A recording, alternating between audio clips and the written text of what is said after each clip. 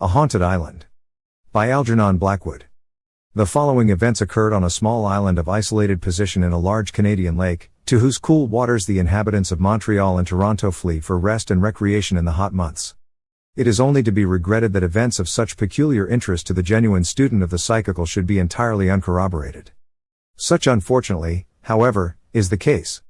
Our own party of nearly 20 had returned to Montreal that very day, and I was left in solitary possession for a week or two longer, in order to accomplish some important reading for the law which I had foolishly neglected during the summer.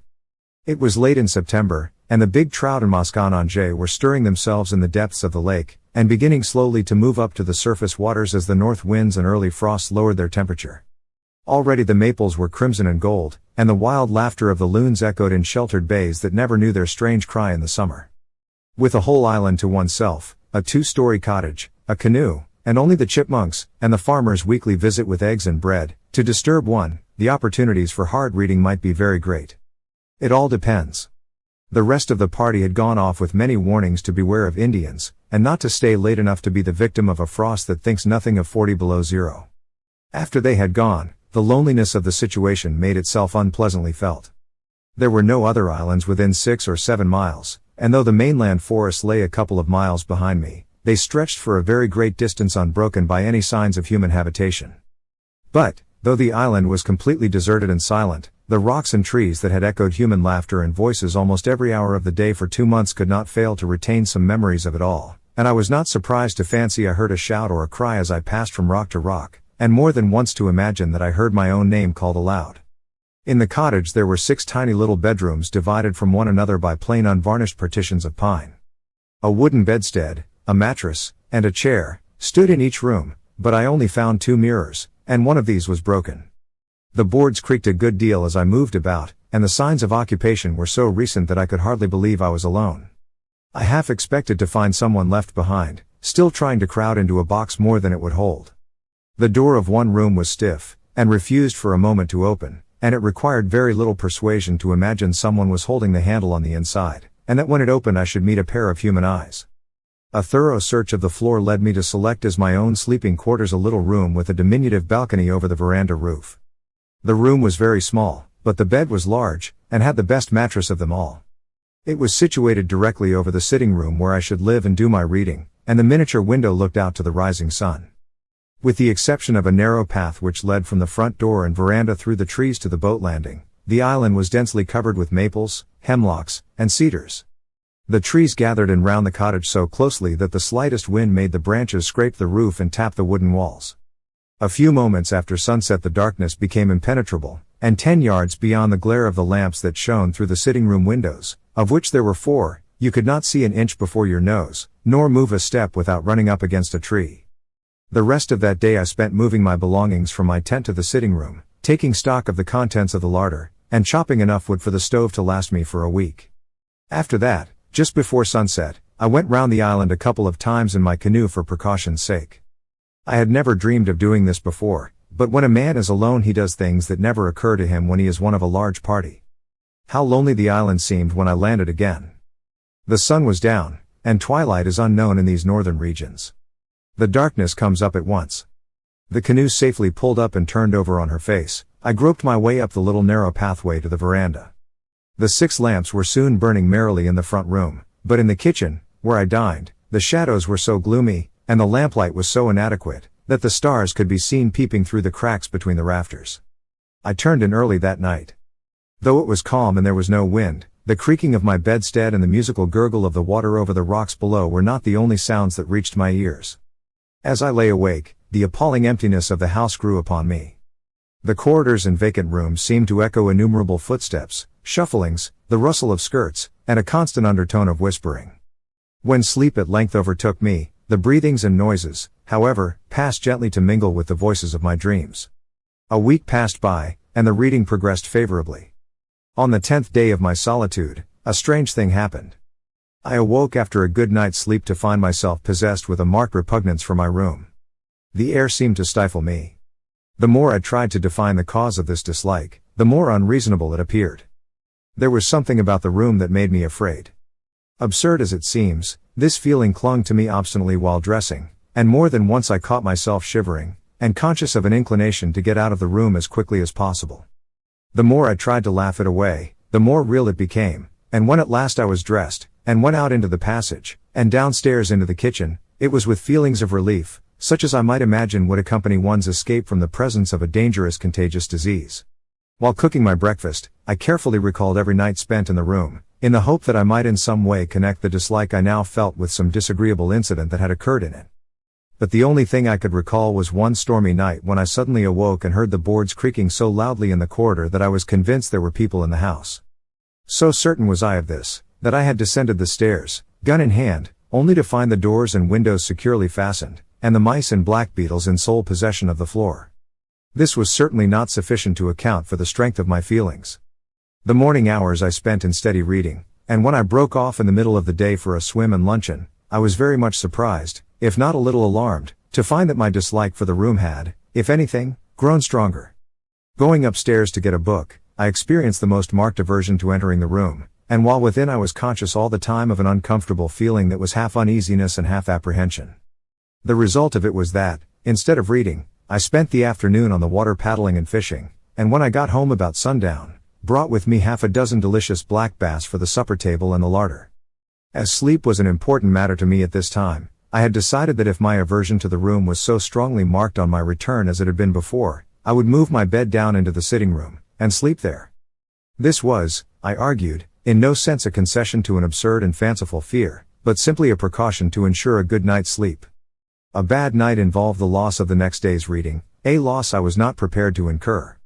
I accordingly moved my bed downstairs into a corner of the sitting room facing the door, and was moreover uncommonly glad when the operation was completed, and the door of the bedroom closed finally upon the shadows, the silence, and the strange fear that shared the room with them. The croaking stroke of the kitchen clock sounded the hour of 8 as I finished washing up my few dishes, and closing the kitchen door behind me, passed into the front room. All the lamps were lit, and their reflectors, which I had polished up during the day, threw a blaze of light into the room. Outside the night was still and warm. Not a breath of air was stirring, the waves were silent, the trees motionless, and heavy clouds hung like an oppressive curtain over the heavens. The darkness seemed to have rolled up with unusual swiftness, and not the faintest glow of color remained to show where the sun had set. There was present in the atmosphere that ominous and overwhelming silence which so often precedes the most violent storms. I sat down to my books with my brain unusually clear, and in my heart the pleasant satisfaction of knowing that 5 black bass were lying in the icehouse, and that tomorrow morning the old farmer would arrive with fresh bread and eggs. I was soon absorbed in my books. As the night wore on, the silence deepened. Even the chipmunks were still, and the boards of the floors and walls ceased creaking. I read on steadily till, from the gloomy shadows of the kitchen, came the hoarse sound of the clock striking 9. How loud the strokes sounded! They were like blows of a big hammer. I closed one book and opened another, feeling that I was just warming up to my work. This, however, did not last long. I presently found that I was reading the same paragraphs over twice, simple paragraphs that did not require such effort. Then I noticed that my mind began to wander to other things, and the effort to recall my thoughts became harder with each digression. Concentration was growing momentarily more difficult. Presently I discovered that I had turned over 2 pages instead of 1, and had not noticed my mistake until I was well down the page. This was becoming serious. What was the disturbing influence? It could not be physical fatigue. On the contrary, my mind was unusually alert, and in a more receptive condition than usual. I made a new and determined effort to read, and for a short time succeeded in giving my whole attention to my subject. But in a very few moments again I found myself leaning back in my chair, staring vacantly into space. Something was evidently at work in my subconsciousness. There was something I had neglected to do. Perhaps the kitchen door and windows were not fastened. I accordingly went to see, and found that they were. The fire perhaps needed attention. I went in to see, and found that it was all right. I looked at the lamps, went upstairs into every bedroom in turn, and then went round the house, and even into the icehouse. Nothing was wrong, everything was in its place. Yet something was wrong. The conviction grew stronger and stronger within me. When I at length settled down to my books again and tried to read, I became aware, for the first time, that the room seemed growing cold. Yet the day had been oppressively warm, and evening had brought no relief. The 6 big lamps, moreover, gave out heat enough to warm the room pleasantly. But a chilliness, that perhaps crept up from the lake, made itself felt in the room, and caused me to get up to close the glass door opening onto the veranda. For a brief moment I stood looking out at the shaft of light that fell from the windows and shone some little distance down the pathway, and out for a few feet into the lake. As I looked, I saw a canoe glide into the pathway of light, and immediately crossing it, pass out of sight again into the darkness. It was perhaps 100 feet from the shore, and it moved swiftly. I was surprised that a canoe should pass the island at that time of night, for all the summer visitors from the other side of the lake had gone home weeks before, and the island was a long way out of any line of water traffic. My reading from this moment did not make very good progress, for somehow the picture of that canoe, gliding so dimly and swiftly across the narrow track of light on the black waters, silhouetted itself against the background of my mind with singular vividness. It kept coming between my eyes and the printed page. The more I thought about it, the more surprised I became. It was of larger build than any I had seen during the past summer months, and was more like the old Indian war canoes with the high curving bows and stern and wide beam. The more I tried to read, the less success attended my efforts, and finally I closed my books and went out on the veranda to walk up and down a bit, and shake the chilliness out of my bones. The night was perfectly still, and as dark as imaginable. I stumbled down the path to the little landing wharf, where the water made the very faintest of gurgling under the timbers. The sound of a big tree falling in the mainland forest, far across the lake, stirred echoes in the heavy air, like the first guns of a distant night attack. No other sound disturbed the stillness that reigned supreme. As I stood upon the wharf in the broad splash of light that followed me from the sitting room windows, I saw another canoe cross the pathway of uncertain light upon the water, and disappear at once into the impenetrable gloom that lay beyond. This time I saw more distinctly than before. It was like the former canoe, a big birch bark, with high-crested bows and stern and broad beam. It was paddled by 2 Indians, of whom the one in the stern, the steerer, appeared to be a very large man. I could see this very plainly, and though the second canoe was much nearer the island than the first, I judged that they were both on their way home to the government reservation, which was situated some 15 miles away upon the mainland.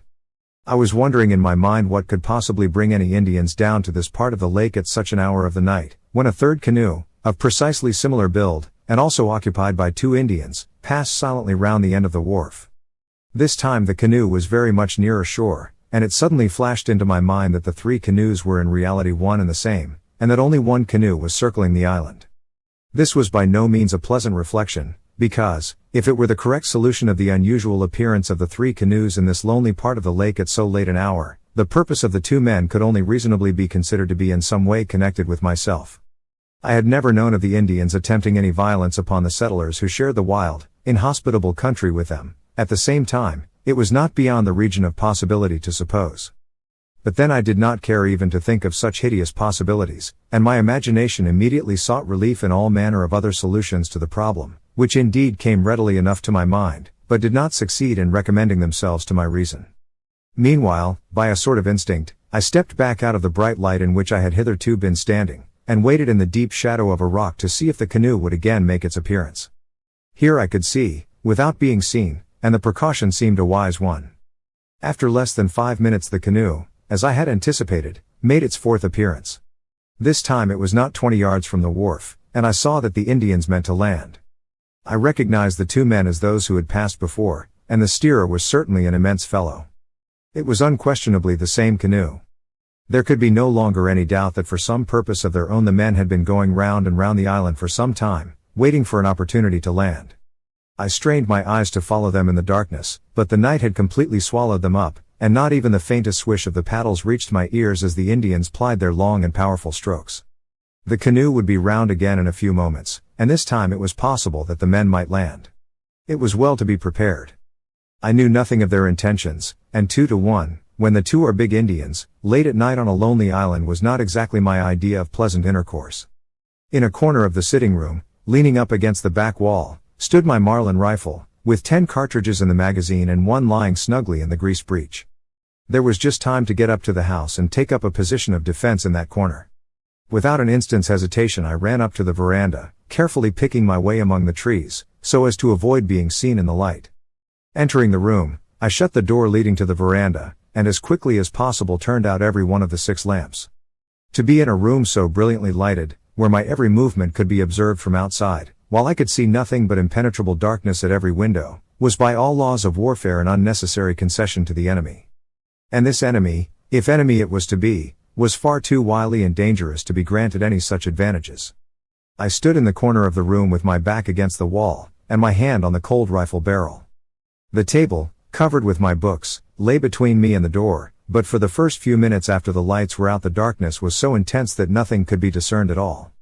Then, very gradually, the outline of the room became visible, and the framework of the windows began to shape itself dimly before my eyes. After a few minutes the door, its upper half of glass, and the two windows that looked out upon the front veranda, became specially distinct, and I was glad that this was so, because if the Indians came up to the house I should be able to see their approach, and gather something of their plans. Nor was I mistaken, for there presently came to my ears the peculiar hollow sound of a canoe landing and being carefully dragged up over the rocks. The paddles I distinctly heard being placed underneath, and the silence that ensued thereupon I rightly interpreted to mean that the Indians were stealthily approaching the house. While it would be absurd to claim that I was not alarmed, even frightened, at the gravity of the situation and its possible outcome, I speak the whole truth when I say that I was not overwhelmingly afraid for myself. I was conscious that even at this stage of the night I was passing into a psychical condition in which my sensations seemed no longer normal. Physical fear at no time entered into the nature of my feelings, and though I kept my hand upon my rifle the greater part of the night, I was all the time conscious that its assistance could be of little avail against the terrors that I had to face. More than once I seemed to feel most curiously that I was in no real sense a part of the proceedings, nor actually involved in them, but that I was playing the part of a spectator, moreover, on a psychic rather than on a material plane. Many of my sensations that night were too vague for definite description and analysis, but the main feeling that will stay with me to the end of my days is the awful horror of it all, and the miserable sensation that if the strain had lasted a little longer than was actually the case my mind must inevitably have given way. Meanwhile I stood still in my corner, and waited patiently for what was to come. The house was as still as the grave, but the inarticulate voices of the night sang in my ears, and I seemed to hear the blood running in my veins and dancing in my pulses. If the Indians came to the back of the house, they would find the kitchen door and window securely fastened. They could not get in there without making considerable noise, which I was bound to hear. The only mode of getting in was by means of the door that faced me, and I kept my eyes glued on that door without taking them off for the smallest fraction of a second. My sight adapted itself every minute better to the darkness. I saw the table that nearly filled the room, and left only a narrow passage on each side. I could also make out the straight backs of the wooden chairs pressed up against it, and could even distinguish my papers and inkstand lying on the white oilcloth covering. I thought of the gay faces that had gathered round that table during the summer, and I longed for the sunlight as I had never longed for it before. Less than 3 feet to my left the passageway led to the kitchen, and the stairs leading to the bedrooms above commenced in this passageway, but almost in the sitting room itself. Through the windows I could see the dim motionless outlines of the trees, not a leaf stirred, not a branch moved. A few moments of this awful silence, and then I was aware of a soft tread on the boards of the veranda, so stealthy that it seemed an impression directly on my brain rather than upon the nerves of hearing. Immediately afterwards a black figure darkened the glass door, and I perceived that a face was pressed against the upper panes. A shiver ran down my back, and my hair was conscious of a tendency to rise and stand at right angles to my head. It was the figure of an Indian, broad-shouldered and immense, indeed, the largest figure of a man I have ever seen outside of a circus hall. By some power of light that seemed to generate itself in the brain, I saw the strong dark face with the aquiline nose and high cheekbones flattened against the glass. The direction of the gaze I could not determine, but faint gleams of light as the big eyes rolled round and showed their whites, told me plainly that no corner of the room escaped their searching. For what seemed fully 5 minutes the dark figure stood there, with the huge shoulders bent forward so as to bring the head down to the level of the glass, while behind him, though not nearly so large, the shadowy form of the other Indian swayed to and fro like a bent tree. While I waited in an agony of suspense and agitation for their next movement, little currents of icy sensation ran up and down my spine and my heart seemed alternately to stop beating and then start off again with terrifying rapidity. They must have heard its thumping and the singing of the blood in my head. Moreover, I was conscious, as I felt a cold stream of perspiration trickle down my face, of a desire to scream, to shout, to bang the walls like a child, to make a noise, or do anything that would relieve the suspense and bring things to a speedy climax.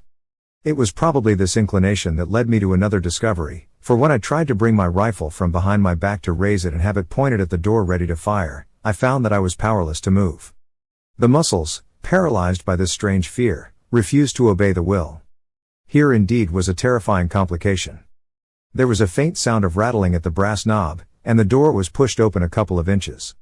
A pause of a few seconds, and it was pushed open still further. Without a sound of footsteps that was appreciable to my ears, the two figures glided into the room, and the man behind gently closed the door after him. They were alone with me between the four walls. Could they see me standing there, so still and straight in my corner? Had they, perhaps, already seen me?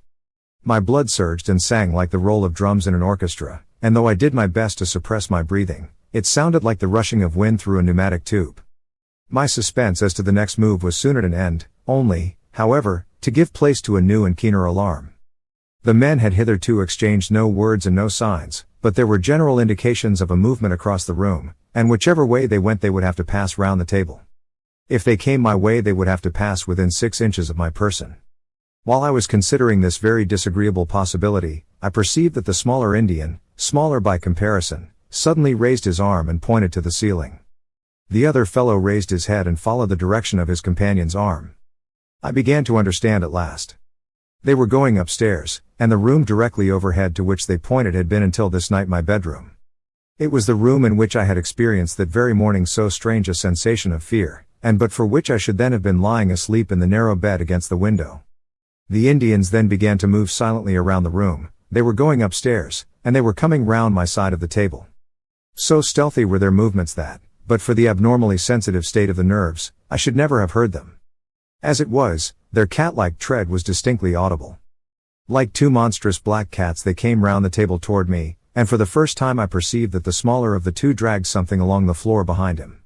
As it trailed along over the floor with a soft, sweeping sound, I somehow got the impression that it was a large dead thing with outstretched wings, or a large, spreading cedar branch. Whatever it was, I was unable to see it even in outline, and I was too terrified, even had I possessed the power over my muscles, to move my neck forward in the effort to determine its nature. Nearer and nearer they came. The leader rested a giant hand upon the table as he moved. My lips were glued together, and the air seemed to burn in my nostrils. I tried to close my eyes, so that I might not see as they passed me, but my eyelids had stiffened, and refused to obey. Would they never get by me?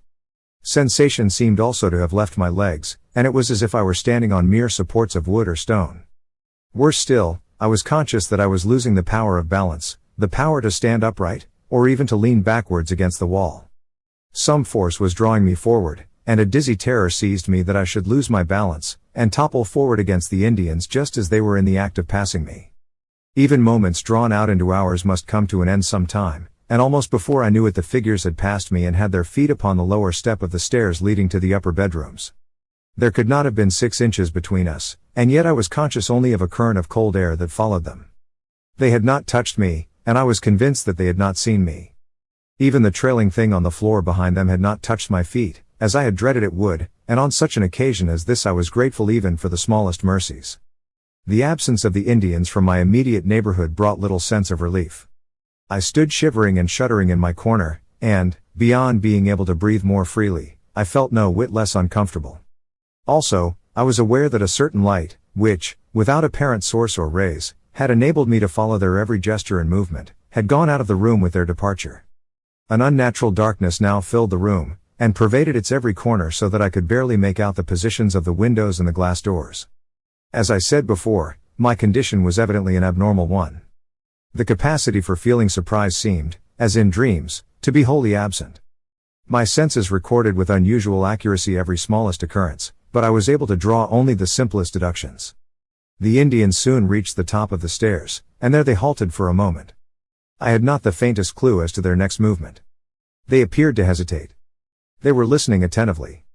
Then I heard one of them, who by the weight of his soft tread must have been the giant, cross the narrow corridor and enter the room directly overhead, my own little bedroom. But for the insistence of that unaccountable dread I had experienced there in the morning, I should at that very moment have been lying in the bed with the big Indian in the room standing beside me. For the space of 100 seconds there was silence, such as might have existed before the birth of sound. It was followed by a long quivering shriek of terror, which rang out into the night, and ended in a short gulp before it had run its full course. At the same moment the other Indian left his place at the head of the stairs, and joined his companion in the bedroom. I heard the thing trailing behind him along the floor. A thud followed, as of something heavy falling, and then all became as still and silent as before. It was at this point that the atmosphere, surcharged all day with the electricity of a fierce storm, found relief in a dancing flash of brilliant lightning simultaneously with a crash of loudest thunder. For 5 seconds every article in the room was visible to me with amazing distinctness, and through the windows I saw the tree trunks standing in solemn rows. The thunder pealed and echoed across the lake and among the distant islands, and the floodgates of heaven then opened and let out their rain in streaming torrents. The drops fell with a swift rushing sound upon the still waters of the lake, which leapt up to meet them, and pattered with the rattle of shot on the leaves of the maples and the roof of the cottage.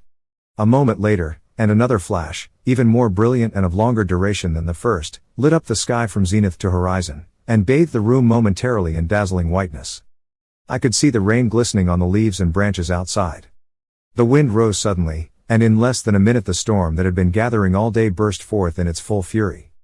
Above all the noisy voices of the elements, the slightest sounds in the room overhead made themselves heard, and in the few seconds of deep silence that followed the shriek of terror and pain I was aware that the movements had commenced again. The men were leaving the room and approaching the top of the stairs. A short pause, and they began to descend. Behind them, tumbling from step to step, I could hear that trailing thing being dragged along. It had become ponderous. I awaited their approach with a degree of calmness, almost of apathy, which was only explicable on the ground that after a certain point nature applies her own anesthetic, and a merciful condition of numbness supervenes. On they came, step by step, nearer and nearer, with the shuffling sound of the burden behind growing louder as they approached. They were already halfway down the stairs when I was galvanized afresh into a condition of terror by the consideration of a new and horrible possibility. It was the reflection that if another vivid flash of lightning were to come when the shadowy procession was in the room, perhaps when it was actually passing in front of me, I should see everything in detail, and worse, be seen myself. I could only hold my breath and wait while the minutes lengthened into hours, and the procession made its slow progress round the room. The Indians had reached the foot of the staircase. The form of the huge leader loomed in the doorway of the passage, and the burden with an ominous thud had dropped from the last step to the floor. There was a moment's pause while I saw the Indian turn and stoop to assist his companion. Then the procession moved forward again, entered the room close on my left, and began to move slowly round my side of the table. The leader was already beyond me, and his companion, dragging on the floor behind him the burden, whose confused outline I could dimly make out, was exactly in front of me, when the cavalcade came to a dead halt. At the same moment, with the strange suddenness of thunderstorms, the splash of the rain ceased altogether, and the wind died away into utter silence. For the space of 5 seconds my heart seemed to stop beating, and then the worst came. A double flash of lightning lit up the room and its contents with merciless vividness. The huge Indian leader stood a few feet past me on my right. One leg was stretched forward in the act of taking a step. His immense shoulders were turned toward his companion, and in all their magnificent fierceness I saw the outline of his features.